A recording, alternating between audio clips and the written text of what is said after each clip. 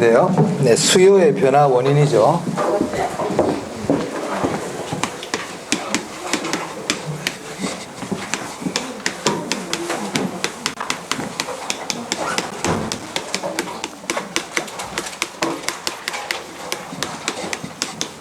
네, 수요의 변화 원인 중요합니다.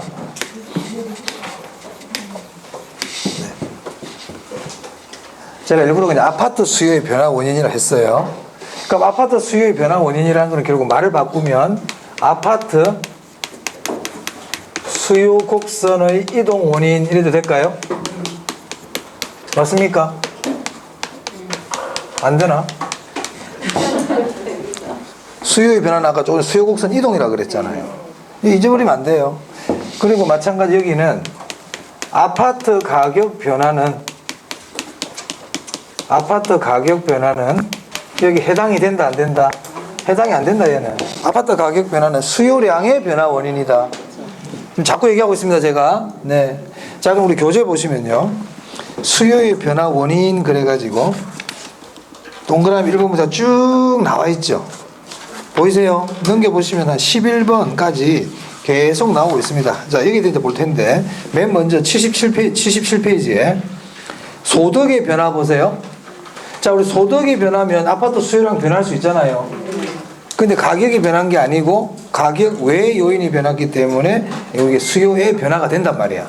자 그럼 여기서 수요의 증가도 있고 수요의 감소도 있을 거 아니에요. 그럼 우리 두 개 다 외울 필요 없고 수요의 증가 원인만 알면 나머지는 반대로 하면 될 거 아닙니까? 맞습니까? 그래서 지금부터 제가 이제 수요의 증가 원인만 말씀드립니다.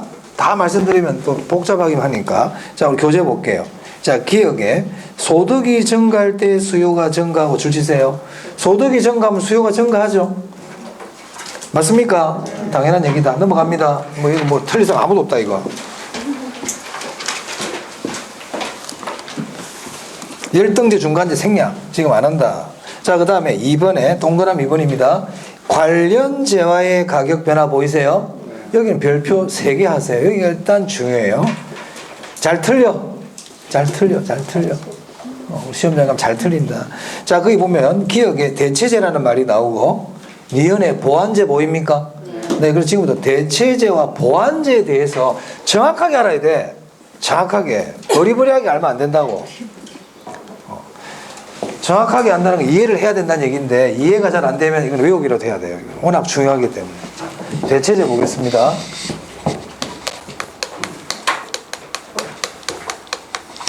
이 대체제라는 말은 한마디로 얘기하면 대신할 수 있는 물건이에요. 그게 대체제예요. 아파트를 대신할 수 있는 물건, 이게 아파트 대체제란 말이에요. 무슨 말 알겠어요? 자 그러면 지금 우리 아파트라 그랬잖아요. 아파트 수요의 변화 원인을 하고 있지 않습니까? 그럼 이게 아파트가 있단 말이야. 그럼 이걸 우리 해당 재화라 그래. 주인공, 이거 당사자니까 이게 해당 재화야. 그런데 난 아파트를 사도 되고 빌라를 사도 괜찮아. 난 아파트를 사도 괜찮고 빌라를 사도 돼. 이거를 조금 우리가 유식하게 얘기하면 아파트와 빌라에 있어가지고 만족의 차이가 없다. 효용의 차이가 없어요. 그 대체제라는 거는요, 가격이 비슷하고 어떤 재화를 선택하더라도 만족의 차이가 없는 재화. 이걸 우리가 대체제라 그럽니다. 대체제의 뜻은 물어보지 않습니다. 그냥 느낌만 알면 돼요. 아, 이런 게 대체제구나. 오케이?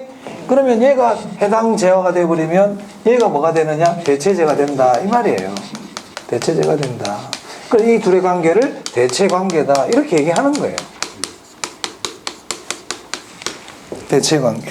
그럼 이 대체관계는 경쟁관계죠. 맞습니까? 그리고 둘 중에 하나 선택해야 되잖아요. 맞아요? 선택의 관계예요.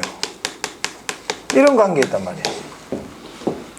지금 뭐 서울시장 선거도 하고 있고 뭐 부산시장도 선거하고 있잖아. 둘 중에 한 명 선택해야 되죠. 그게 둘이 대체의 문제라고. 경쟁의 관계고 누구를 대신할 수 있느냐 이런 관계다 말이죠. 개체라는 거는 경쟁 관계를 얘기합니다. 자, 그런데 이제 시험에 어떤 말이 나오냐면 이 대체제 가격이 변했단 말이야.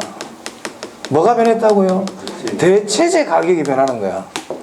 아파트 가격이 변하면 그거는 수요의 변화 원인이 아니잖아요. 아파트 가격이 변해가지고 아파트 수요량이 변하는 건 수요의 변화 원인은 아니잖아. 여기서 얘기하면 안 되지, 걔는. 무슨 말하는지 모르면 안 된다. 아파트 가격은 해당이 안 된다고 그래도 분명히 저기 내가. 대체재 가격이 변하는 거예요. 그럼 대체재 가격이 오를 수도 있고 대체재 가격이 떨어질 수도 있잖아. 그럼 대체재 가격이 만약에 상승하면 어떻게 될까 이 말이에요. 대체재 가격이 오르더란 말이야. 그럼 대체재 가격이 오르면 사람들은 대체재 살까 안 살까? 대체재 안 사지. 그러니까 빌라 가격이 올랐다는 얘기예요. 그러면 해당 재화인 아파트 수요는 어떻게 되겠어요? 아파트 수요는 증가하겠죠. 이게 아파트 해당 재화입니다. 그 해당 재화는 빼버릴 수 있어요. 그래서 대체재 가격이 상승하면 수요가 증가한다 이렇게 얘기한단 말이야. 중요해. 앞에 아무런 말이 없다는 건 해당 재화란 뜻이에요.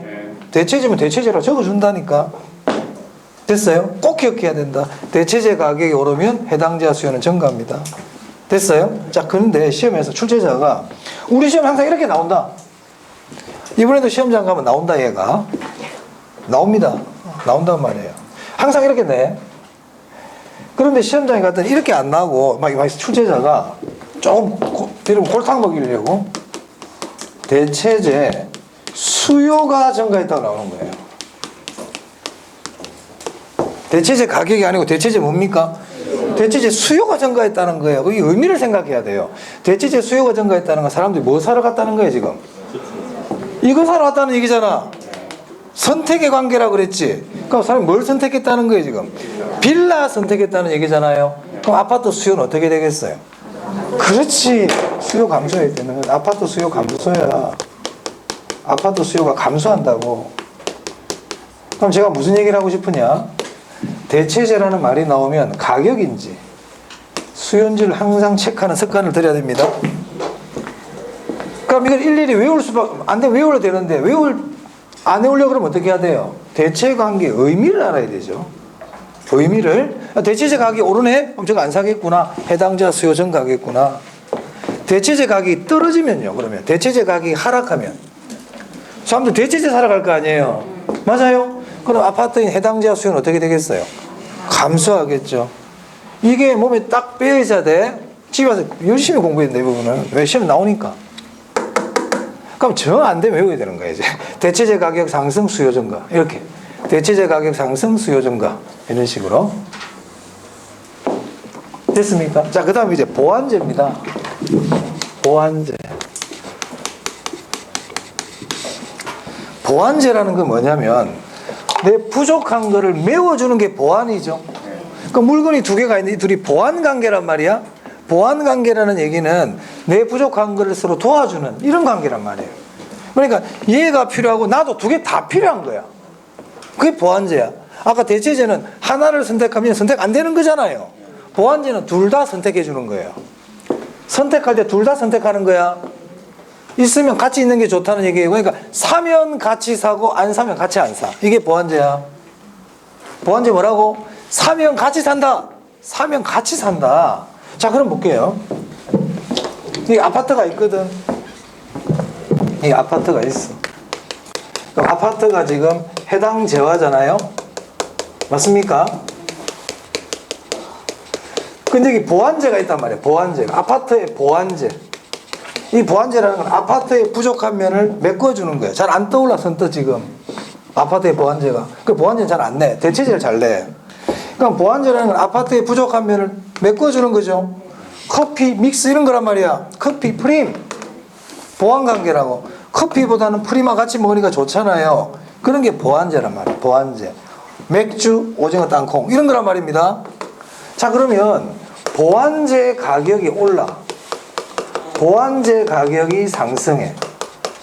그럼 보완제 가격이 상승하면 사람들 보완제 사요 안 사요? 보완제 안 사지. 그러니까 아파트 수요가 어떻게 될까요? 감소합니다. 같이 안 산다니까. 근데 만약에 보완제 가격이 하락해. 보완제 가격이 하락해. 그럼 사람들이 보완제를 사거든요. 이걸 사겠죠. 그럼 아파트도 같이 사는 거야 이제. 아파트 수요가 어떻게 된다? 증가한다. 그럼 제가 지금 수요 증가 원인만 기억해 두라 그랬잖아요. 그래서 대체재가 나올 땐 대체재 가격 상승이 수요 증가고 보완제는요 보완제 가격이 하락할 때 수요가 증가합니다. 그러면 조금 공부에 요령 있는 사람들은요, 대체제만 딱 기억해 둔단 말이야. 대체제만. 왜? 대체제와 보완제를 보니까 반대지. 그러니까 대체제 가격 상승, 수요 증가. 이걸 딱 기억해 두면 보완제는요, 가격 하락일 때 수요가 증가한다. 이렇게 딱 되잖아요.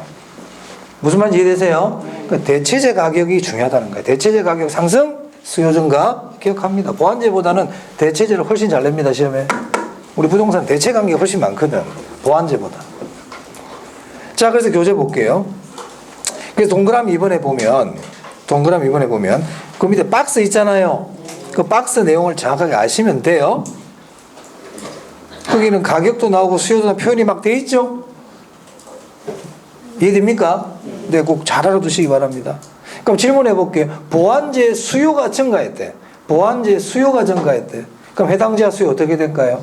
증가하지. 보완제 수요가 증가했다는 얘기는 사람들이 보완제를 많이 산다는 얘기니까 해당 지하 수요도 같이 증가한다, 이런 의미입니다. 자, 그 다음에 79페이지 인구의 변화네요. 자, 인구가 어떻게 될 때, 인구가 증가하면 수요가 어떻게 되겠어요? 증가하겠죠. 인구 증가 당연한 얘기고요. 자, 그 다음에 5번 별표합니다. 5번 미래에 대한 가격 변화 예상이에요. 가격이 변했다는 겁니까? 가격 변화를 예상한다는 겁니까? 예상이에요. 가격 변화, 아파트 가격 변화는 수요의 변화 원인이 아니거든. 근데 아파트 가격 변화를 예상하는 거는 수요의 변화 원인이란 말이야. 그러면 가격이 오를 거로 예상하느냐, 가격이 내릴 거로 예상하느냐, 이 두 가지로 나눌 수 있잖아요. 자, 가격이 오를 거라고 예상해 봅시다. 그러면 사람들이 앞으로 아파트 가격이 오를 거라고 예상을 해. 그럼 아파트 살까 안 살까? 사겠지. 오르기 전에 빨리 사야 될 거 아니에요. 맞아요. 그래서 가격 상승이 예상되면 수요가 증가해요. 자, 그럼 교재 보세요. 가격 상승이 예상된다면 보입니까? 보이세요? 줄 치세요. 가격 상승이 예상된다면 줄 치고, 수요는 증가한다. 해당 재화의 수요는 증가합니다. 수요 증가 중요해. 이런 거 잘 틀린다니까. 잘 틀린다고. 넘기세요.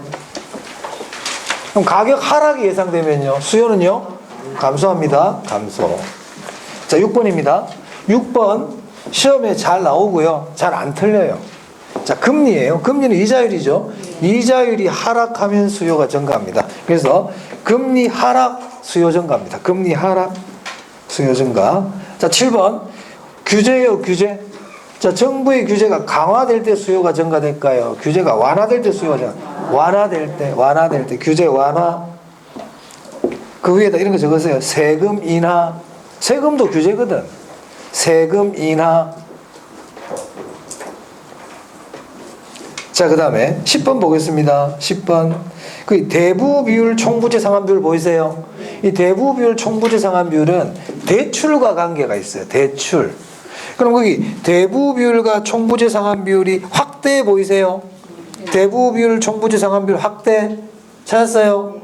확대 동그라미. 이 말은 대출 많이 해준다 이 뜻이에요. 대출 많이 해준다. 대출을 많이 받을 수 있다는 뜻이에요.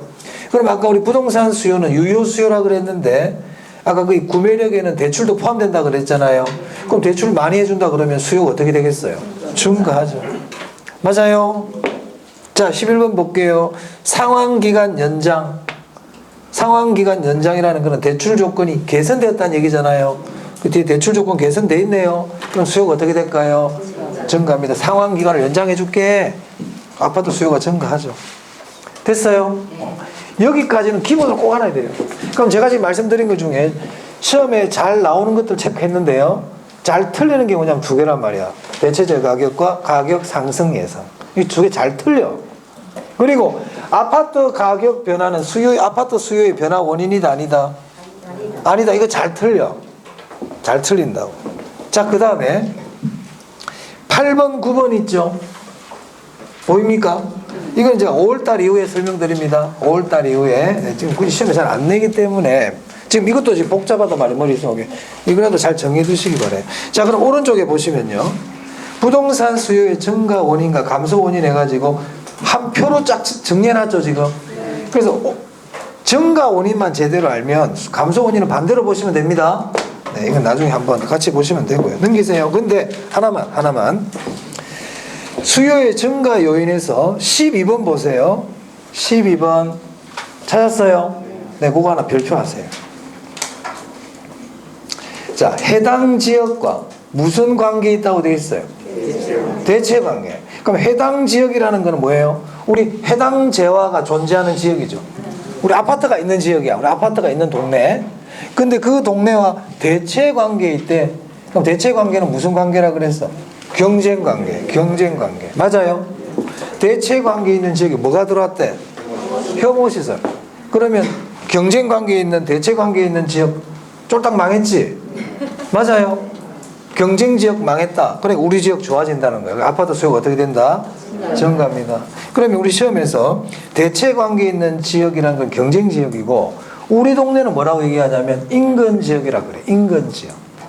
그러면 수요가 증가하려면 이제 인근 지역에 공원이 들어갔다. 인근 지역에 공원이 들어갔다. 그럼 우리 동네 좋아졌죠? 그럼 수요 증가합니다. 그러니까 대체 지역과 반대되는 말이 인근 지역이야. 그럼 인근 지역에 혐오 시설이 들어왔대. 인근 지역에. 그럼 수요가 감소하겠죠? 맞아요. 대체 지역에 공원이 들어왔대. 대체 지역에 공원이 들어왔대. 그럼 대체 지역 좋아졌잖아. 우리 동네 안 좋아졌지? 그럼 우리 동네 아파트 수요는 어떻게 된다? 감소. 그쪽 지역으로 사람들이 가버리는 거예요. 아시겠죠? 대체 지역의 반대가 뭐라고? 인근 지역. 오케이. 해석 능력입니다. 자, 넘깁니다. 자, 그 다음에 83페이지 보시면 우리 자료에는 7번에 해당되고요. 개별 수요, 시장 수요 나오죠. 찾았습니까?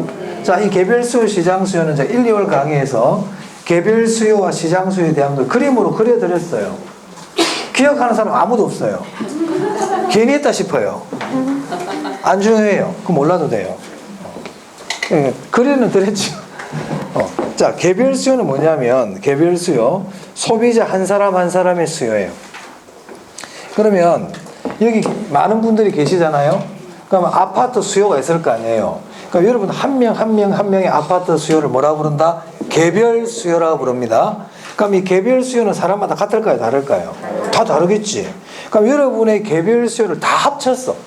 다 합쳤어. 그걸 우리가 시장 수요라고 그래요. 오케이? 그럼 개별 수요는 소비자 한 사람 한 사람의 수요. 시장 수요는 개별 수요를 합친 거야. 합친 거. 자, 그런데 합칠 때 가격을 다 합칠 거냐? 양을 다 합칠 거냐? 이런 문제가 생긴단 말입니다. 양을 다 합칩니다. 양을. 그래서 이렇게 표현합니다. 수평으로 합친다. 그래서 동그라미 2번에 개별 수요에 무슨 합계라고 되어 있어요?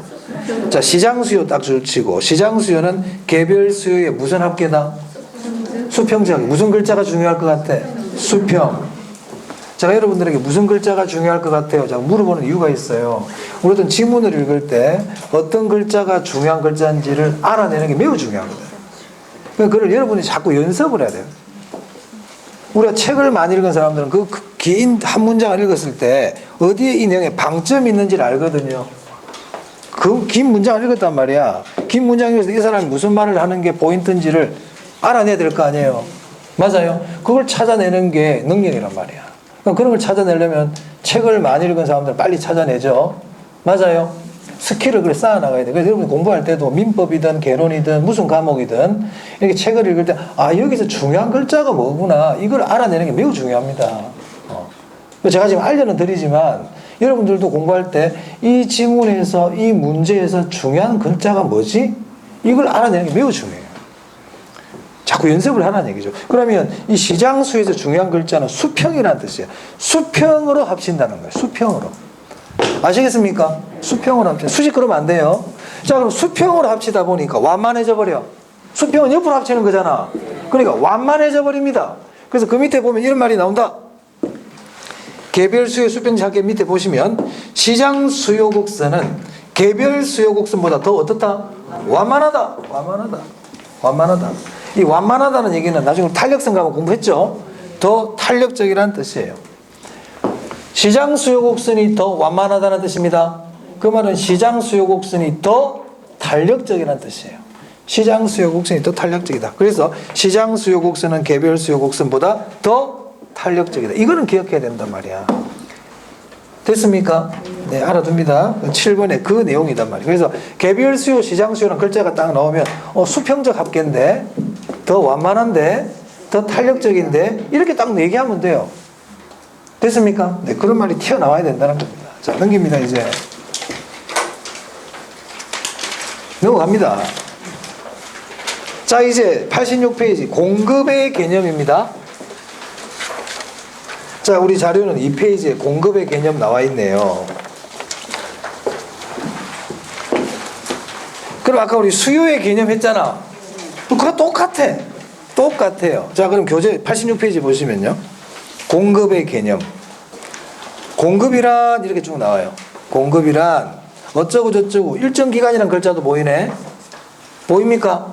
공급도 유량인가 보구나. 일정 기간이라는 말이 나오니까 얘도 유량이네. 재화나 용역을 뭐라고 돼 있어요? 판매하고자 하는 욕구라 돼 있죠. 그래서 공급은 한마디로 무언가를 팔고자 하는 욕구, 만들고자 하는 욕구, 생산하고자 하는 욕구를 우리가 뭐라 부른다? 공급이라 그래요. 뭐 시험에 물어볼 정도는 아니에요. 중요한 것도 여기서 하고자야. 하고자. 실제로 공급한 거다. 의도다. 의도예요. 의도. 자, 그래서 밑에 봅니다. 둘째 줄에 공급량은 공급자가 일정 가격에 매도하고자 하는 무슨 수량이라고 되어 있어요? 최대 수량 줄치고요. 그리고 그 밑에 보니까 공급 가격은 그 양을 공급하기 위해 공급자가 받고자 하는 무슨 가격이다? 최소 가격이다. 공급 가격은 최소 가격이야. 공급 가격은 최소 가격이라고. 아까 수요 가격이 뭐였어요? 최고 가격이었죠. 맞습니까? 그래서 이 지문, 이 글자를 보면 실제로 받았다는 게 전부 다 받고자 이렇게 다 나오고 있어요. 받고자. 실제로 받았다는 겁니까? 의도입니까? 다 의도예요. 의도. 우리가 수요와 공급은 다 의도예요. 의도. 실제로 그런 글자가 잘 바꾸지는 않지만 실제로 그런 내용입니다. 자, 양가로 1번에 유량이라고 돼 있죠. 근데 아까 제가 단기 공급 그래버리면 뭐가 된다고요? 저량이라고 그랬어요. 자, 그 다음에 양가로 2번 봅니다. 사전적 돼 있네. 이 뭔데요? 실제로 생산, 매도한 게 아니다 이 말이죠. 그래서 공급량은 실제로 매도한 양이 아니에요. 줄칩니다. 공급량은 실제로 매도된 양이 아니고 실제로 매도한 게 아니야. 아까 수요량도 그랬습니까? 실제로 구매한 수량이 아니라 그랬죠. 똑같아요. 그리고 아까 유효 수요라고 있었잖아. 그럼 공급도 뭐라고요? 유효 공급이죠. 그러니까 수요를 잘 해놓으면 그냥 다 할 수 있어요. 저절로. 유효 공급입니다. 자, 그다음 양가로 4번 체크 별표할게요. 자, 우리 부동산에서 공급자를 얘기할 때는요, 줄치겠습니다. 신규 생산자뿐 아니라 기존 건물의 소유자도 포함한다. 자, 막 여러분이 상가를 하나 갖고 있어요. 상가. 그럼 여러분이 상가를 팔려고 지금 내놨어요. 그럼 여러분들은 부동산 공급자죠. 맞아요. 기존 건물을 갖고 있는 사람도 공급자가 될 수 있단 말이야. 그리고 여러분이 상가에 지금 임대를 내놨어. 들어올 사람을 지금 모집하고 있단 말이에요. 임차인을 구하고 있단 말이에요. 그럼 그것도 공급자거든. 임대도 공급이거든요. 그러니까는 우리가 부동산 공급이라는 거는 뭐 아파트를 새로 만드는 건설회사뿐만이 아니고 기존의 건물을 갖고 있는, 기존의 아파트를 갖고 있는 부동산 소유자도 공급자에 해당이 된다 이 얘기입니다. 만약에 부동산 공급자란 신규 생산업자만을 얘기하지 부동산 소유자는 제외된다. O입니까? X입니까? X다. 기존 소유자도 포함이 된다. 이런 내용이고요. 그 다음에 이제 86페이지 그 밑에 보시면 공급 법칙이라고 있나요? 아까 우리 뭐가 있더라? 수요의 법칙이 있었잖아. 그럼 공급의 법칙은 아까 수요의 법칙이 뭐였냐면 가격과 수요량과의 관계였잖아요. 그럼 공급의 법칙은요? 가격과 공급량의 관계죠. 네. 그래서 이 공급의 법칙은 우리가 별도로 좀 봐야 돼. 자, 우리 표에는 지금 9번이 되겠네요. 공급의 법칙입니다. 자, 공급의 법칙은 가격과 공급량의 관계예요. 공급량의 관계예요. 그럼 이것도 마찬가지로 아파트 가격과 아파트 공급량의 관계를 얘기한다. 즉 해당 재화 가격과 해당재와 공급량의 관계를 얘기하는 거지 물건이 다르면 안 된다는 거예요. 자, 그럼 볼게요. 자, 아파트 가격이 상승했어. 가격이 올랐단 말이에요. 그러면 아파트 공급량은 증가할 거냐 감소할 거냐 이 말입니다. 자, 아파트 공급량 어떻게 되겠습니까? 증가합니다. 자, 아파트 가격이 오르잖아. 사람들 아파트 막 짓겠지. 맞아요. 공급량이 늘어나죠. 반대로 아파트 가격이 하락해. 그럼 사람들 아파트 안 짓겠죠. 아파트 공급량은 감소합니다. 네, 하락합니다. 공급량 줄어듭니다. 공급량은 감소한다. 이걸 우리가 공급의 법칙이라고 그럽니다. 그럼 아까 수요의 법칙하고는 방향이 같습니까? 반대입니까? 반대죠. 그러니까 아파트 가격이 오를 때 아파트 공급량도 같이 오르잖아요. 맞아요. 그럼 이 경우는 지금 두 변수의 변화 방향이 반대 방향이다, 동일한 방향이다. 동일한 방향이죠. 이 방향이 동일하단 말이야. 방향이 동일한 경우를 비례관계라 그래요. 뭐라 그런다고요? 비례관계. 비례관계. 부호로는 플러스 관계라 그래요. 플러스. 정의관계라고도 그럽니다. 정의관계. 공급의 법칙 다 했습니다. 공급의 법칙 중요하다 이거. 기본. 자, 그러면 이제 아까 수요의 법칙에서 수요함수가 나왔잖아요. 그럼 이제 공급의 법칙에서 뭐가 나올까요? 공급 곡선이 나오겠지. 자, 그래서 교재 보면 이제 10번에 공급 곡선 나오죠? 우리 자료에는 공급 곡선 10번에 있지 않습니까? 우리 책에는 86페이지 공급 곡선 나오고 87페이지에 공급 곡선이라고 있잖아요. 공급 곡선 한번 그려볼게요, 제가. 자, 공급 곡선은 여기 나겠습니다.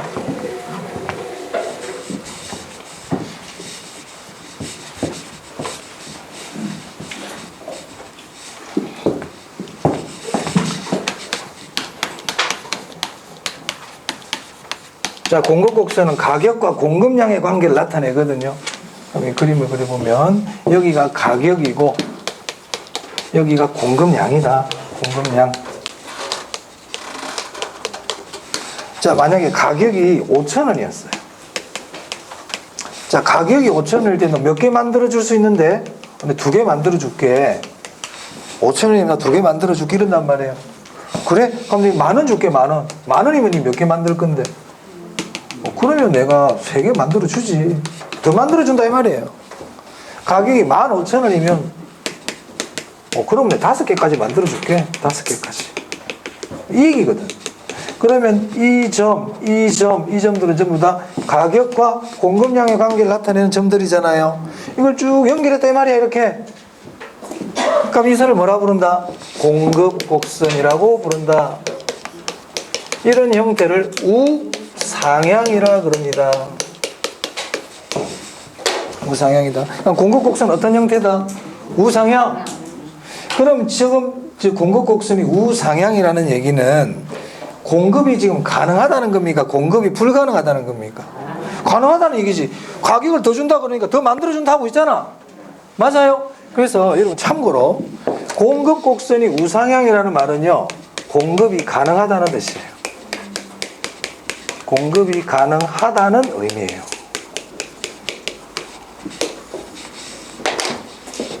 이 자체가 공급이 가능하니까 공급량이 늘어나고 있잖아. 늘어나고 있죠? 네. 자, 그 다음에 11번, 우리 자료에는 11번이고요. 우리 교재는 87페이지에 공급량의 변화와 공급의 변화라고 있나요? 이거 별표해야 되겠네요. 앞에 뭐가 있더라? 우리 앞에서 뭐 배웠지? 수요량의 변화와 수요의 변화가 있었거든. 그럼 얘도 공급량의 변화와 공급의 변화니까 똑같거든. 똑같거든. 그럼 수요량의 변화와 수요의 변화를 잘 하고 있는 분은 이건 그냥 아는 거고, 수요량의 변화, 수요의 변화를 모르면 이건 아예 같이 모르는 거예요. 그럼 2개를 다 할 필요 없고 하나만 알면 돼요. 그럼 아까 수요량의 변화가 뭐였죠? 가격이 변해서 수요량이 변하는 거라 그랬잖아요. 수요의 변화는요? 가격 외의 요인이 변해서 수요량이 변하는 거랬잖아. 똑같다. 그럼 공급량의 변화는 뭐겠습니까? 가격이 변해서 공급량이 변하는 거예요. 공급의 변화는요, 가격 외 원인이 변해가지고 공급량이 변하는 걸 뭐라고 그런다? 공급의 변화라. 똑같다니까. 자, 그래서 교재 보세요. 87페이지. 공급량의 변화. 해당 재화의 가격이 변할 때 공급량이 변하는 걸 말한다. 맞아요? 그럼 어떻게 표시될까요? 공급 곡선상 점의 이동이지.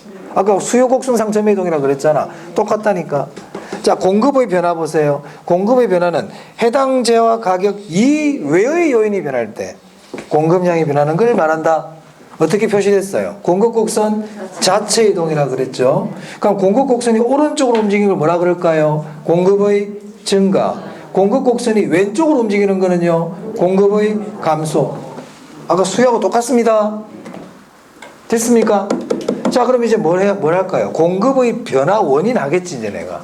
공급의 변화 원인, 즉 공급 곡선의 이동 원인 하겠다는 거예요. 그 밑에 보니 넘겨보시면 88페이지입니다. 공급의 변화 원인 돼 있나요? 근데 이제 우리 사실 교재는 지금 수요의 원인이랑 같이 해가지고 뭐 고유 요인이 이래가지고 헷갈리는데요. 이거 별도로 자 적을게요. 뭐 책을 보셔도 되지만, 자, 공급의 변화 원인입니다. 네, 11번.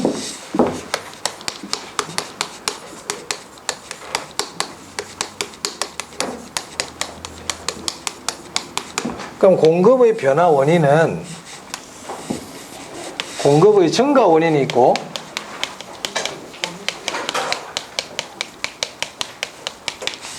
공급 감소 원인이 있죠. 두 개 다 할 필요 있다. 하나만 하면 된다.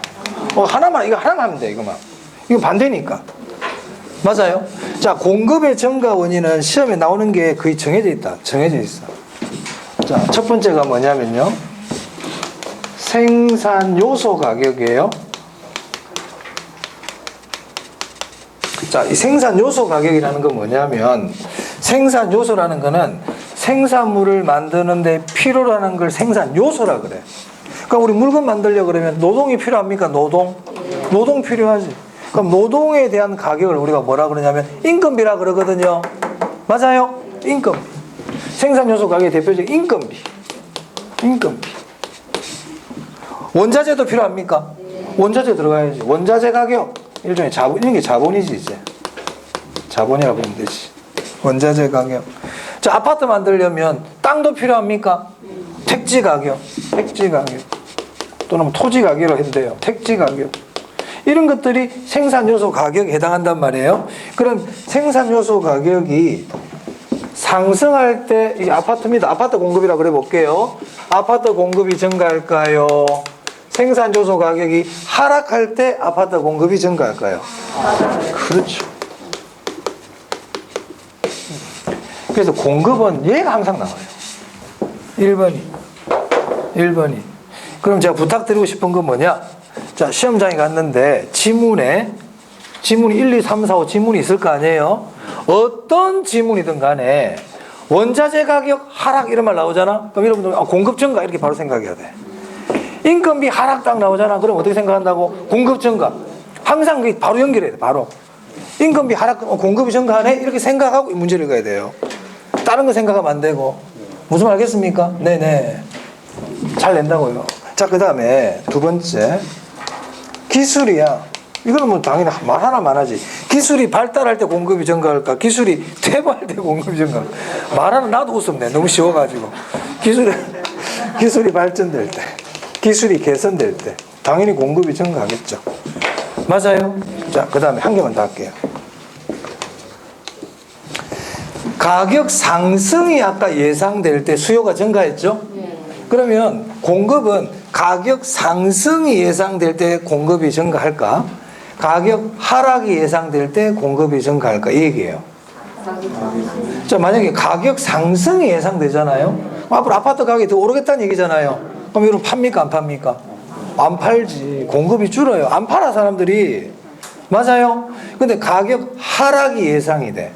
그럼 어떻게 해야 돼? 빨리 처분해야지. 맞아? 저 주가가 지금 폭락하고 있어. 앞으로 더 떨어질 것 같아. 계속 갖고 있어야 된다. 빨리 팔아야 된다. 그래, 가격 하락 예상되면 다 처분해야 되는 거예요. 우리 IMF 때 사람들이 막 상가 팔고 막 던졌잖아. 집도 팔고 다 팔고. 왜 그래? 가격이 오를 거라고 봤다. 가격이 더 떨어질 거라고 봤다. 더 떨어질 거라고 봤지. 그러니까 가격 하락 예상되면 공급이 증가해. 수요하고 같습니까? 반대입니까? 반대죠. 아까 수요는 가격 상승 예상이었잖아요. 맞아요? 잘 틀릴 것 같다. 나오면. 자, 그 외에는 제가 얘기해 볼게요. 답변해 보세요. 자, 이자율 있죠? 이자율이 오를 때 공급이 증가할까요? 이자율이 하락할 때 공급이 증가할까요? 하락할 때. 왜냐하면 건설회사들도 돈을 빌려서 집 짓거든. 그러니까 이자율이 떨어져야만이 집을 많이 지어줄 수 있잖아. 규제가 강화될 때, 규제가 완화될 때, 완화될 때. 그리고 이런 거는 안 틀린단 말이야. 여러분 다 알아. 다 알아. 지금 안 물어봐 잘. 이거 잘 물어본다. 이것도 1번, 3번 중요하다. 자, 그 다음 하나만 더 합니다. 자, 얘 있잖아요, 얘들. 1번, 2번. 생산요소 가격과 기술 있죠? 얘들은요, 수요와는 무관해요. 아까 제가 수요할 때 말씀을 이제 공급하고 말씀드리려고. 이게 무슨 말이냐? 이 둘은 공급에만 영향을 줘. 공급에만 영향을 줘. 공급에만 영향을 줘. 수요하고는 아무런 상관이 없어. 무슨 말 알겠습니까? 자, 이 말은 이렇게 얘기할 수 있는 거예요. 인건비가 하락하면 아파트 수요가 증가한다. 맞아요, 틀려요? 머릿속으로 막 그림 그리지 마. 생각들이 있을까? 이렇게 하면 내가 조금 전에 뭐라고 했어요? 그래, 그 얘기 해줬잖아. 하고 물어보잖아, 내가 지금. 하고 물어봤는데 생각하면 안 되죠. 자, 인건비가 하락하면 아파트 수요는 증가한다. X. 아무 상관없다고요. 인건비가 하락하면 아파트 수요 곡선이 우측으로 이동한다. 고민됩니까? 조금 전 인건비는 수요가 아무 상관없다고 그랬잖아. 그럼 수요 곡선이 움직일 이유가 뭐가 있노? 아무 상관이 없는데. 아무 상관이 없는데. 그죠? 수요 곡선이, 내가 지금 수요 곡선이야. 수요 곡선이 움직이는 게 수요의 변화야. 근데 인건비는 수요하고 무관하대. 근데 인건비가 변했대. 나 움직여, 안 움직여? 안 움직이지. 무관한데. 에? 기술이 발달했대. 수요 곡선 움직인다, 안 움직인다? 안 움직인다. 움직일 것 같은데 이런 생각하면 안 된단 말이야. 연결돼 나중에 돌아서 움직이는 거야. 직접적으로 움직이는 게 아니라고. 아시겠어요? 자기 생각 집어넣지 마라. 자기 생각 집어넣으면 자꾸 틀린다. 중요하다. 중요하다. 자, 그래서 제가 우리 자료에도 보면 12번에 공급의 변화 원인에 가의 밑에 당구장으로 제가 생산 요소의 가격 변화, 인건비, 원자재 가격 변화는 수요와 무관하다 적어놨죠. 마음이 하도 안 놓여가지고. 중요하단 말이에요. 꼭 기억해야 돼요. 수요가 무관하다는 얘기는, 수요와 무관하다는 얘기는 수요량의 변화가 없다는 얘기고요. 수요 곡선이 움직이지 않는다는 얘기고요. 수요 곡선상 점의 이동도 당연히 없다는 얘기예요. 수요량 자체가 안 변한다는 얘기예요. 수요량이 안 변하는 거예요. 수요량이 안 변하니까 수요 곡선 움직일 일이 없지. 수요 곡선이 움직였다는 얘기는 수요량이 변한 거예요. 수요 곡선이 움직였다. 수요량이 변했다는 거야. 단 원인이 가격 말고 다른 게 변했다는 얘기란 말이야. 수요 곡선상 점의 이동이라는 것도 수요량이 변한 거야. 근데 원인이 가격 변한 거야, 그거는. 그런데 인건비나 원자재 가격은 수요와 무관하다 그랬잖아요. 그 말은 인건비나 원자재 가격은 수요량에 영향을 안 준다는 얘기거든. 그 말은 수요 곡선 상 이동도 안 일어나고 수요 곡선 이동도 안 일어나고. 내가 이 얘기를 왜 하냐면, 제가 수업시간에 하도 인건비가 변하면 수요 곡선 움직이지 않습니다 이렇게 자꾸 얘기를 했더니, 시험장에 갔더니 인건비가 하락하면 수요 곡선 상 점의 이동으로 나타난다 이랬더니 수요 곡선은 안 움직인다 그랬는데 점의 이동은 일어날지도 모르겠네. 이러면 안 된다고. 아무런 일도 안 일어난다고. 아무런 일도 안 일어난다고. 수요에는. 아시겠죠? 그게 수요와 무관하다는 얘기 아닙니까? 됐습니다. 자, 그 다음에 나머지는 안 봐도 돼요. 안 봐도 돼. 자, 그 다음 91페이지. 자, 91페이지 보면 개별 공급, 시장 공급 보이세요? 얘기 안 해도 될 것 같은데. 개별 수요, 시장 수요 있었잖아. 그러면 이것도 뭘 알아야 돼? 시장 공급은 개별 공급을 어떻게 합친 거다? 수평으로. 그래서 시장 공급은 개별 공급, 시장 공급 곡선은 개별 공급 곡선보다 더 완만하다, 더 탄력적. 그런 내용이죠. 똑같습니다. 넘깁니다. 자, 92페이지입니다. 토지의 공급 보이세요? 네. 토지의 공급은 별표합니다. 그럼 별표 2개 하세요. 이 토지의 공급은요, 1번에 뭐라고 되어 있어요? 물리적 공급. 2번에는요, 경제적 공급. 그 토지의 공급은 크게 물리적 공급과 경제적 공급으로 나눌 수 있어요. 그럼 일단 이 토지의 물리적 공급은 가능하다, 불가능하다? 불가능합니까? 불가능하죠? 그럼 이 동그라미 기억에 불가능 돼 있잖아요. 불가능 딱 줄치고요. 왜 불가능해요? 이걸 뭐라고 불러요? 부정성이라고 그러죠. 부정성 줄치해야 돼요. 자, 그 다음에 2번 볼게요. 경제적 공급이에요. 이 경제적 공급은 아까 용도의 다양성할 때 잠시 말씀드렸거든. 이 경제적 공급이라는 건 용도 전환을 얘기한단 말이에요. 용도 전환 또는 바다를 메우는 거. 이런 게 경제적 공급이에요. 그럼 경제적 공급은 가능합니까? 불가능합니까? 가능하다고요. 가능하다고요. 이거와 관계되는 게 뭐였어요? 용도의 다양성이었죠. 일단 이것부터 딱 정리해야 돼. 토지의 물리적 공급은 불가능하다, 부정성.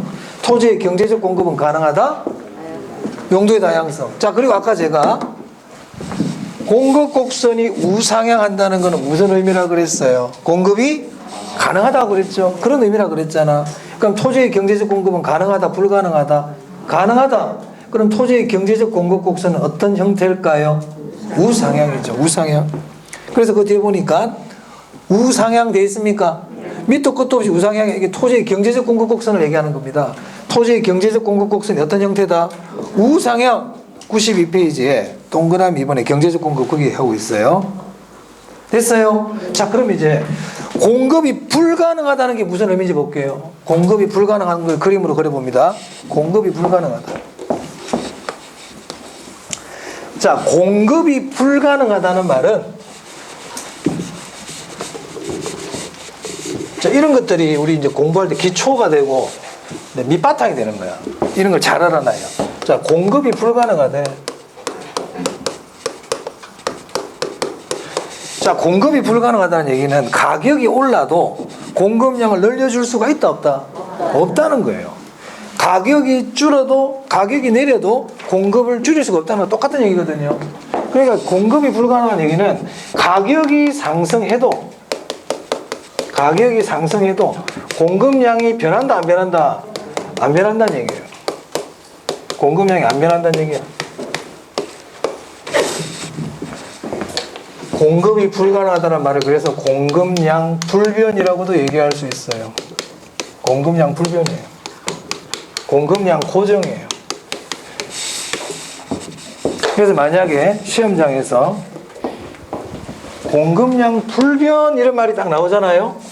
만약에 공급량 불변이라는 말은 공급이 불가능하다는 뜻이구나, 이 뜻이거든. 이게 공급량 불변이라는 말 자체가 공급이 불가능하다는 뜻이에요. 자, 그럼 이걸 그림으로 그려볼게요. 자, 여기가 가격, 공급량. 야, 너 가격 10,000원이면 몇 개 만들어줄 수 있어? 오늘 3개 만들어줄게. 3개. 그럼 가격이 20,000원이면 너 몇 개 만들어줄 수 있는데? 있잖아, 나 공급이 불가능하거든. 만들어줄 수가 없어. 그냥 3개야. 가격이 50,000원 줄게. 그러면 20,000원이 작냐? 50,000원 줄게. 몇 개 만들어줄 수 있어? 나 공급이 불가능해. 여전히 3개 그냥 있는 거 써, 그냥. 이 말이에요. 그럼 이걸 연결하면 이런 게 되겠죠? 맞습니까? 그래서 공급이 불가능하다는 얘기는 공급 곡선이 수직이에요. 어떤 형태라고요? 수직입니다. 수직. 이걸 나중에 우리 탄력성에 가면 이걸 완전 비탄력이라고 부릅니다.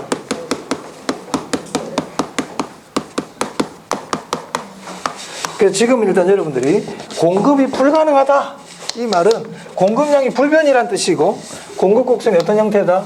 수직이다. 공급이 가능하다 그러면 공급 곡선은 어떤 형태다? 우상향이 되는 겁니다. 오케이? 오케이. 네. 그럼 여기서 느낌상 공급이 불가능하면 점점 가파라지는 거고요. 공급이 가능해지면요 점점 들어 누워 버리는 거야. 맞아요? 공급이 가능해질수록 들어 누워 버린다니까. 그래서 나중에 탄력성이 가면 공급의 탄력성이 클수록 공급량을 많이 해줄 수 있을 때 공급 곡선은 더 완만해지는 겁니다. 지금 이런 개념이 나오고 있잖아. 맞아요? 공급이 가능해질수록 공급 곡선은 눕는다. 공급이 가능할수록 공급 곡선은 눕는다. 그럼 공급이 가능해진다는 것은 공급량을 늘릴 수가 있다는 얘기잖아요. 그러니까 공급량을 늘려줄 수가 있으면 공급 곡선 누워버려요. 그럼 공급량을 많이 늘려줄 수 있대. 그럼 더 누워버려. 오케이? 그럼 공급을 해줄 수가 없대. 그럼 막 서. 공급 곡선이 막 서. 공급을 하나도 해줄 수가 없대. 공급이 불가능하대. 그럼 완전 수직이 되어버리는 거예요. 이 개념 아시겠습니까? 나중에 탄력성은 또 나옵니다. 자, 그래서 다시 보세요. 그 그림은 이제 표를 한번 봐봐. 자, 토지의 물리적 공급 곡선 되어 있는데 수직이죠? 공급이 가능하다는 겁니까? 불가능하다는 겁니까? 불가능하다는 뜻이. 그 불변이라는 말은 공급량이 불변이라는 뜻이에요, 이게. 이걸 완전 비탄력이라고 부릅니다. 자, 근데 오른쪽에 토지의 경제적 공급 곡선이 있죠? 보이세요? 토지의 경제적 공급 곡선은 공급이 가능하니까 우상향이 되어버리잖아. 이걸 우리가 더 탄력적이다 이렇게 얘기한단 말이에요. 더 탄력적이라는 얘기는 공급이 더 가능하다 이 말이야. 더 가능하다 이런 뜻이에요. 자, 그 다음 양가로 3번입니다. 단기 공급 장기 공급 보입니까? 네, 별표입니다 이것도. 자, 먼저 동그라미 1번에 단기라는 말이 나오죠.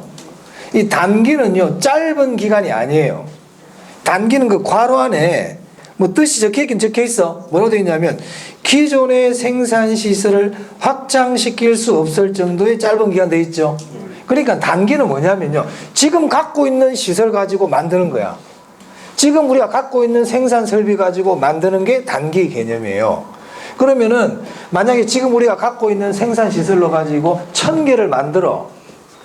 그러면 아무리 많이 만들어봤자 몇 개밖에 못 만들어요. 1000개밖에 못 만들어요. 1000개밖에. 지금 있는 시설로 가지고 만들어야 되니까. 그러면 신규 생산이 가능하다, 신규 생산이 불가능하다. 여기 신규 생산이 추가 생산을 얘기하거든요. 그래서 단기는요, 그 밑에 신규 공급이 불가능. 이걸 딱 줄을 쳐놔야 돼. 이게 단기야. 단기. 그리고 앞으로 여러분들 단기라는 말이 나오잖아요. 단기. 그럼 단기 두 가지 생각한다. 신규 공급 불가능. 이 말은 공급의 변화가 없다는 거예요. 공급의 변화 없다. 단기는 공급의 변화가 없어. 단기는 공급의 변화가 없어. 그 말은 공급의 증가도 없지만 공급의 감소도 없어요. 그게 단기야. 단기의 의미는 공급의 변화가 없다는 거예요. 그럼 단기의 공급이 감소하여 X예요. 그런 말 없다. 단기는 공급이 안 변한다. 기억합니다 이런 말들? 이런 말 기억해야 돼. 자, 그 다음에 장기예요. 그럼 장기는 뭐냐? 신규 설비를 갖출 수가 있어 이제. 신규 설비를 갖출 수가 있다고. 그러면 신규 설비를 갖출 수 있는 충분한 기간이니까 이때는 신규 공급이 가능하겠네요. 맞아요. 우리 예전에 코로나 때 마스크가 사람들이 막 갑자기 막 코로나 지금 우리가 좀 많이 안정이 됐지. 코로나 막 터졌단 말이에요. 마스크가 지금 엄청나게 필요하죠. 근데 마스크가 그때 갑자기 생산이 돼 안 돼? 그게 단기야. 단기에는 신규 공급이 안 된다니까. 자, 이제 시간이 많이 흘렀잖아요. 그러니까는 이제 마스크에 대한 생산 시설도 늘어나고 뭐 수출 수입도 다변화시키고 하고 있지 않습니까? 이런 게 장기 개념인 거야. 무슨 말 알겠어요? 그래서 장기는 이렇게 생각하면 돼. 공급이 가능한 기간이야. 공급이 가능하고 공급의 변화가 가능한 건 장기. 공급의 변화도 안 되고 신규 공급도 안 되고 만들어 놓은 거 가지고만 사용하는 그게 재고거든요. 재고 공급은 가능해. 하지만 신규 공급이 안 돼. 이건 단기. 구별할 수 있겠습니까? 자, 그럼 아까 제가 공급 곡선은 공급을 잘해주면 눕는다 그랬지? 공급이 안 되면 선다 그랬잖아. 그럼 단기와 장기 중에 어떤 게 공급이 더 잘 돼? 그 장기 공급 곡선 누워버리는 거야. 단기는 좀 더 서는 거예요. 맞아요. 그래서 단기, 장기에서 중요한 글자는 뭐냐면 그 옆에 그림 한번 봐보세요. 오른쪽에. 그림을 그렇게 그려놨죠. 단기 공급보다 장기가 더 그림 잘못됐다. 동그라미 3번에 단기를 장기로 바꾸세요. 바꿨어요? 그래서 우리 단기, 장기에서는 중요한 말이 단기 공급 곡선이 더 완만하다. 장기 공급 곡선이 더 완만하다. 그래, 그게 중요한 거야. 장기 공급 곡선이 더 완만하다. 이거를 꼭 기억해야 돼. 장기 공급 곡선이 더 완만하다. 밑에 여백에다 크게 적어도 돼. 그 밑에 보면 엄청나게 넓은 여백 있죠. 장기 공급 곡선이 더 완만하다. 그 말은 장기 공급 곡선이 더 탄력적이다 이 뜻입니다. 아니, 탄력성 나중에 더 자세히 공부하겠지만 더 완만하다, 더 탄력적이다 이 말은 공급량을 더 늘릴 수가 있다 이런 얘기예요. 됐어요? 자, 그래서 단기 공급과 장기 공급까지 다 했고요. 이제 조금 쉬었다가 94페이지에 균형에 대해서 보겠습니다.